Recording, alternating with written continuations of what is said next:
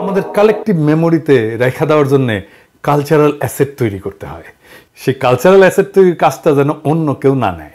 আমি একটা এক্সাম্পল দিই। খোকা ঘুমালো, পাড়া জোড়ালো, বর্গি এলো দেশে, বুলবুলিতে ধান খেয়েছে, খাজনা দেবো কিসে।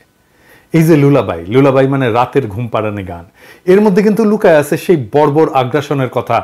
যুগের পর যুগ ধরে বর্গিরা এসে যে বর্বর আক্রমণ চালাইছিল বাংলায়, সেটার কথা। বর্গিরা কারা ছিল জানেন? মারাঠারা।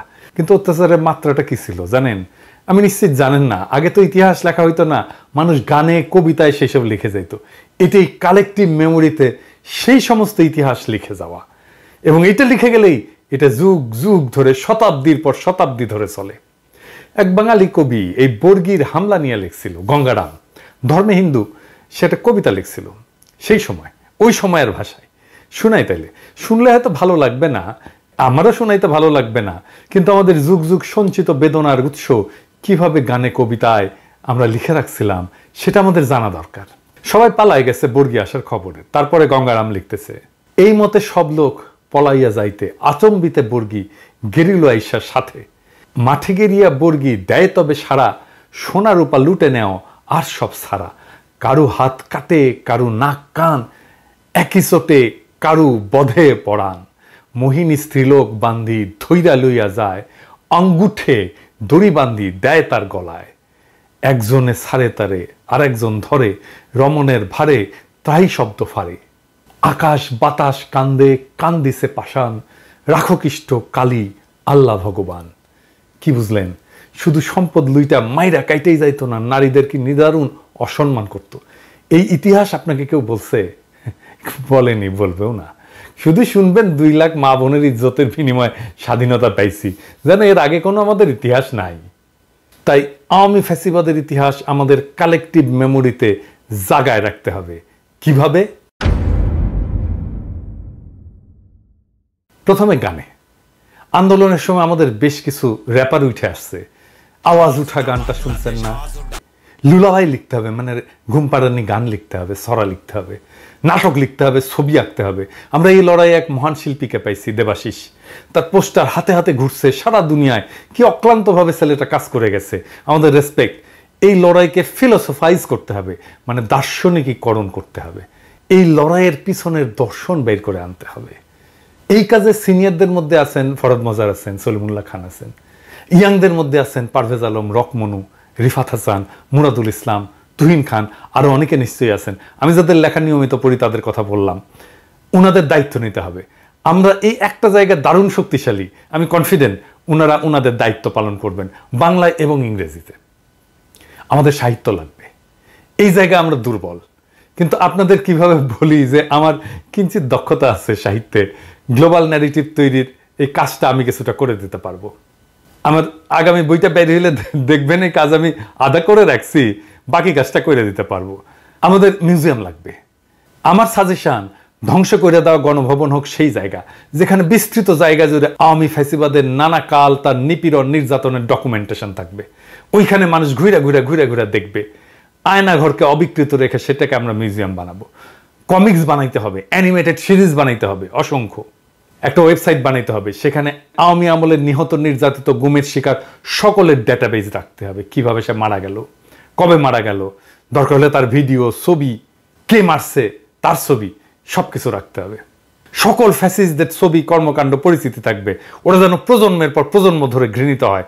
দানবীয় রাষ্ট্রের কারিগর বলে এই যে বণিক বার্তা একটা তালিকা তৈরি করছে, এই তালিকাটা আরো আরো বিস্তৃত করতে হবে, এটাকে আরো রিফাইন করতে হবে। কেউ একজন প্রত্যেকের আমল নামা তৈরির কাজে হাত দেন। এখানে তালিকাতে যারা আসছে প্রত্যেকের কি জন্যে আমরা তাকে বলতেছি এই ফ্যাসিস্ট দানবীয় রাষ্ট্রের কারিগর। কেউ না করলে আমি করব, অসুবিধা নাই। আমাদের সিনেমা বানাইতে হবে, অসংখ্য সিনেমা বানানো যাবে শুধু এই জুলাই আগস্ট বিপ্লব নিয়ে, আন্তর্জাতিক মানের হলিউডের পরিচালক দিয়ে। আমি যা যা বললাম তার মধ্যে আমি হয়তো নিজে ছবি আঁকতে পারবো না, গান গাইতে পারবো না, কিন্তু অনেক কিছুই নিজে পারবো। যেমন সিনেমা বানানোর জন্য প্রযোজনা করতে পারবো, টাকা জোগাড় করে দিতে পারবো, স্ক্রিপ্ট লিখতে পারবো। কিন্তু আমার এই কাজগুলো আমাদেরকেই করতে হবে দেশের ভবিষ্যৎকে নিরাপদ করতে। আর একটা জিনিস দোহাই লাগে, কেউ নিজের আখের গোছানোর কথা ভাইবেন না। আর একটা জিনিস লাগবে, সেটা হইতেছে আমাদের একটা ইংরেজি নিউজ চ্যানেল লাগবে, আল জাজিরার মতো। খালেদ মহিউদ্দিন এই ক্ষেত্রে ভূমিকা রাখতে পারে, খালিদ মহিউদ্দিন যদি এই দায়িত্ব নেয় সে এটা পারবে করতে। দরকার হলে আমরা সবাই মিলে টাকা জোগাড় করে দেবো, কিন্তু আমাদের এটা লাগবে। আর ফাইনালি একটা গেমস বানাইতে হবে। কি সেটা? আসেন শুনি। এখানে প্রোটাগনিস্ট হবে ছাত্র আর ভিলেন হাসিনা।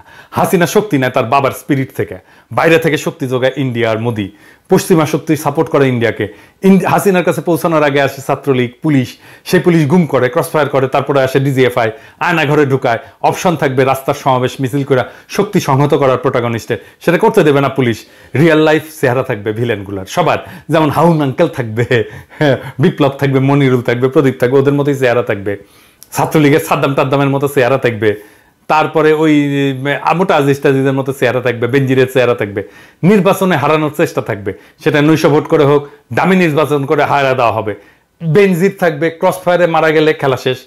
আদালত থাকবে, এবং আদালত কিভাবে রিমান্ড দেয়, কিভাবে ফরমাইশি রায় দেয়, দিয়া কিভাবে প্রোটাগনিস্টকে বিপদে ফেলে। গ্রেপ্তারের পরে একটার পর একটা লেভেল ক্রস করার পরে আসবে ফাইনাল স্টেজ, পুলিশের সাথে যুদ্ধ। সরাসরি গুলি, ছাত্রলীগ পুলিশ একসাথে আইসা হামলা করবে, হেলিকপ্টার দিয়ে গুলি করবে, স্নাইপার দিয়ে গুলি করবে, শহীদ হওয়া থাকবে। এইসবের পরে হাসিনার পরাজয়। পরাজয়ের নানা অপশন থাকবে। একটা হাসিনার পলায়ন, একটা থাকবে হাসিনাকে গ্রেপ্তার, অথবা হাসিনাকে হত্যা করা নির্মমভাবে। আমি চাই বাংলাদেশি টিম এটা করুক। আমরা আমাদের কালেকটিভ মেমোরিতে, ভার্চুয়াল মেমোরিতে আমাদের ভবিষ্যৎ প্রজন্মকে আমরা ট্রেন করতে পারবো, দেখাইতে পারবো আমরা কোন লড়াইটা করে আসছিলাম। আমাকে জানান যদি কোনো টিম এটা করতে চান। ফান্ডিং আমি ম্যানেজ করব, কিন্তু এই গেমস লাগবে। আওয়াজ দিবেন কে করতে চান। বাংলাদেশি টিম না এলে আমি কিন্তু পশ্চিমী বানাবো, এটা কিন্তু বানাবই।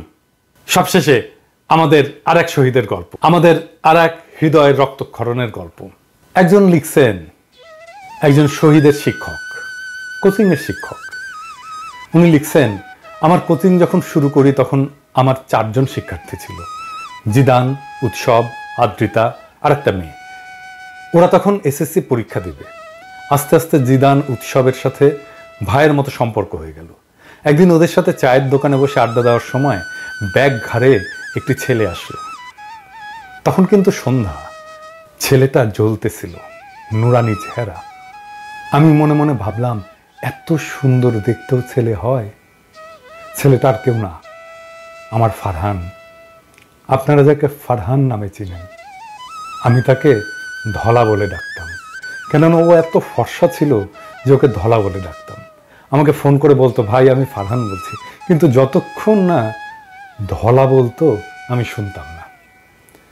ফারহান কোরআনের হাফেজ, সুন্দর কোরআন তেলাওয়াত করত। কিন্তু যেদিন আমার কোচিং আসলো সেদিন আমি বুঝলাম যে ও শুধু দেখতে সুন্দর বিষয়টা এমন না, ওর মেধা তার থেকেও প্রখর। কোনো জিনিস ওকে বুঝিয়ে দিলে সেটা 2 বার পড়া লাগতো না, অনেক দিন ধরে মনে রাখতে পারতো। আমার কানে এখনো বাজে। ও আমাকে বলতো, ভাই তুমি যেভাবে জিদানকে বানাইছো আমাকে অমন করে বানায় দাও। ওর অবস্থা এতটাই খারাপ ছিল যে পাশ করতো কিনা সন্দেহ ছিল। আমি ওকে একা একা পড়িয়ে ঠিক করেছি। এমন অনেক সময় হয়েছে রাত 3টায় আমাকে ফোন করে বলছে, ভাই পড়তে না মন চাচ্ছে না, একটু মোটিভেশন দাও। আমার সাথে যেদিন লাস্ট দেখা সেদিন 2 ভাই হাঁটতে হাঁটতে কত কথা, ভাই ইন্টারে ফাঁকি মারা যাবে না, এই করা যাবে না, কত কথা। কিছু হলেই আমাকে বলতো, ভাই কি করব, এটা করা ঠিক হবে কি? কোনো মেয়ে ওকে প্রপোজ করে ভয়েস দিলেও সেটা আমাকে পাঠায় বলতো, বলো ভাই কি করব। আমার পাগলটা। তারপর এসএসসি পরীক্ষা দিল। কেমিস্ট্রি পরীক্ষার আগের একদিন ছুটি ছিল। ওর যেহেতু অনেক গ্যাপ ছিল, ও ভয়তে একদিন গ্যাপে একটা লাইনও পড়ে নাই। এবার আসছে আমার কাছে পরীক্ষার আগের দিন। ওই দিন আমি এবং ফারহান, জিদান এদের নিয়ে রাত 11টা পর্যন্ত কোচিংয়ে পড়াইছি। এই দেখেন সেদিন রাতের ছবি।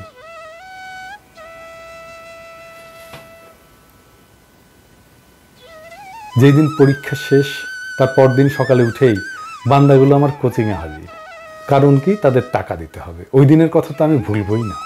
ওই দিন যা করছে এবং আমার পঞ্চপাণ্ডবগুলা, আল্লাহ এখনো হাসি পায়। তারপর যেদিন রেজাল্ট দিবে তার আগের দিন রাত 12টা পর্যন্ত আমাকে কোচিংয়ে আটকায় রাখছে। কারণ কি, তার ভয় লাগতেছে সে কি প্লাস পাবে নাকি। আমার কোচিংয়ে সেই বিকাল থেকে এসে বসে আছে। আমি অন্য ব্যাচের ক্লাস নিচ্ছি আর মাঝে মাঝে এদিকে এসে বলতেছে, ভাই প্লাস কি পাবো? ও ভাই কও না, তুমি যা কও তাই তো হয়। ওর প্রেশার দেখে আমি ওকে চায়ের দোকানে নিয়ে গেলাম, গিয়ে চা স্প্রাইট খাওয়াইলাম। আইসক্রিম খাওয়াইলাম এবং কিছু টাকা দিয়ে বললাম আরও খা। পরে অনেক রাতে সে আমাকে ছাড়লো। রেজাল্টের দিন সবাই আগে মা বাবাকে জানায়, আর ফারহান সবাই আমাকে ফোন করে জানিয়েছে। দুপুরে খুশির ঠেলায় আমাকে জড়ায় ধরে কি যে করলো আল্লাহ। তারপর বিকালে ওর খালাকে নিয়ে আসলো মিষ্টি খাওয়ানোর জন্য। ওই যে পাঞ্জাবি পরা ছবিটা ওই দিনের। এরপর শুরু হলো আসল যন্ত্রণা। ভাই আমার গ্যাপ পূরণ করে দাও, আমি এসএসসিতে যা করছি ইন্টারে তা করবো না। নটরডেমে পরীক্ষার জন্য কিছুটা প্রিপারেশন নিল, পরে আবার সেই রেসিডেন্সিয়ালে ভর্তি হলো। ফারহানের ইচ্ছা ছিল দেশের বাইরে চলে যাওয়া, কিন্তু আমি ওকে বলছিলাম যে অন্তত ইন্টার দিয়ে অ্যাডমিশন নিয়ে যেন বিদেশে যায়। ও আমার কথাই বলল, ঠিক আছে ভাই, আমি অ্যাডমিশন দেবো বুয়েটের জন্য, কিন্তু চান্স পাইলেও কিন্তু বিদেশে যাব। আমি আমার এই পঞ্চপাণ্ডবকে বলছিলাম যে ওদের মধ্যে কেউ বুয়েটে চান্স পেলে আমার R15 বাইক তার। ফারহান আমাকে চ্যালেঞ্জ করছিল যে ও চান্স পেয়ে দেখাবে। আপনারা যে পোস্টটা ভাইরাল হতে দেখছেন যে ওর বইয়ের টেবিলে ফান্ডামেন্টাল ফিজিক্স ছিল, ওইটা ওই কারণেই। ওর জিদ অনেক ছিল, যা বলতো তাই করবে। ইন্টারে ক্লাসের সময় মনোযোগ দিয়ে ক্লাস করত। ওর হাসি, আল্লাহ এত সুন্দর হাসি, আসলেই ভোলার মতো না। দিনের মধ্যে বাসায় থাকতো কম, আমার কোচিংয়ে এবং জুয়েলের চায়ের দোকান থাকতো বেশি। আমার কাছে 2 মাস পর পর ওর বাবা বাসা চেঞ্জ করে বেলি রোডে নিয়ে যায়। সেই বেলি রোড থেকেও আমার কাছে পড়তে আসতো 2 থেকে 3 ঘন্টা জ্যাম ঠেলে। আমি বলতাম এত কষ্ট করে কেন আসিস? ও বলতো, ভাই তোমাকে না দেখলে আমার ভালো লাগে না। হায় রে আমার ভাই, কি করে ভুলবো রে আমার ভাই। আমাকে বলতো, ভাই বেলি রোডে তুমি একটা শাখা দাও, আমি ছেলে পেলে ম্যানেজ করে দেবো। তাও সে আমার কাছে পড়বেই। ওরা আমার স্টুডেন্ট না, ওরা আমার ভাই। তারপর ওর কষ্ট দেখে আমি বললাম, সব বই শেষ কর, তারপর পরীক্ষার কিছুদিন আগে আসিস, আমি বায়োলজি ক্লিয়ার করে দেবো। শেষে 6 মাস মতো আমার কাছে পড়তে পারে নাই, কিন্তু সে আমাকে দেখতে মাঝে মাঝে আসতোই। আমি যেই দিন পোস্ট দিলাম যে যারা আন্দোলনে অংশ নেবে তাদের জন্য বায়োলজি সিকার্সের পক্ষ থেকে সব কোর্স ফ্রি, সেখানে ফারহান আমাকে লিখছে, আগস্টে আসছে কিন্তু ভাই, ফিস কিন্তু মাফ। যেদিন মারা গেল সেদিন আমাকে আমার আরেক শিক্ষার্থী ফোন করে বলতেছে, ভাই ফারহান নামের কেউ কি তোমার কাছে পড়তো? ও নাকি মারা গেছে। আমি ঘুমাইছিলাম, আমি লাফ দিয়ে উঠে পড়ছি। পরে জিদানকে ফোন দিলে জিদান আমাকে বলে, আবিদ ভাই আপনার ধলা নাই। গুলি এসে একটা ফারহানের ঠিক কপালের মধ্যে আর 2টা বুকে লাগে। হাসপাতালে নিলে জানায় যে ও মারা গেছে। আমার চোখ দিয়ে কখনো পানি পড়ে না। যারা আমাকে চিনে তারা জানে যে আমি সারাক্ষণ হাসি, কিন্তু ও মারা গেলে আমার কান্না থামছিলই না। ওর লাশ যখন দেখি তখন ওর মুখে হাসি ছিল, হাসতেছিল আমার ভাই। ফারহান ভাই আমার, এই বাংলাদেশের সকল শিক্ষার্থী, সকল জনগণ সবাই ভুলে গেলেও তোর আবিদ ভাই তোকে ভুলবে না। তোর আবিদ ভাই সারা জীবন তোকে মনে রাখবে। তোর রক্তের বিনিময়ে যে স্বাধীনতা আমরা পেয়েছি সেটি রক্ষার্থে কাজ করবে। ওপারে ভালো থাকিস ভাই, আল্লাহ তোকে জান্নাতুল ফেরদৌস নসিব করুক। সকলে আমার ভাইকে মনে রেখেন, ভুলে যাইয়েন না, ওর জন্য দোয়া করেন। এমন হাজারো তাজা প্রাণের বিনিময়ে আমরা ফ্যাসিবাদকে হটিয়েছি। এই বিজয়কে বেহাত হতে দেব না। ইনকিলাব জিন্দাবাদ।